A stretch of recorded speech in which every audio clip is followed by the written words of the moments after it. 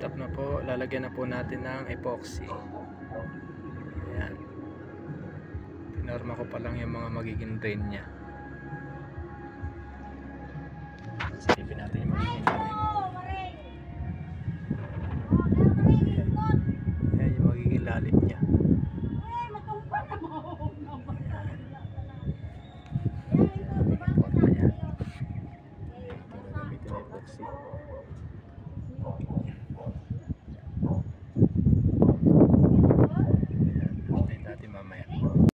Yan po, ito nalagyan na natin ng epoxy. Yan. Epoxy para talagang walang palag. Pag sa Elastosil medyo walang tiwala eh. Kasi ito babaklas-baklasin ko yung paglilinisin, kaya gusto ko matibay talaga. Kaya kung pagka epoxy subok na, talagang antigas pag natuyo. Ito yung loob nito,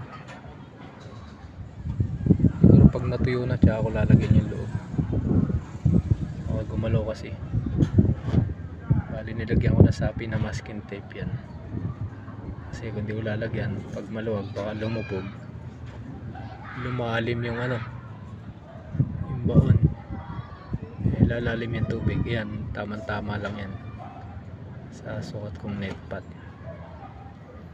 Ayan, bali bukas na uli ang lagay na yan sa loob.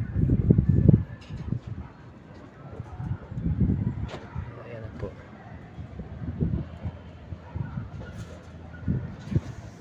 An update sa ating PVC, gagawin expansion sa ating hydroponics. Salamat po.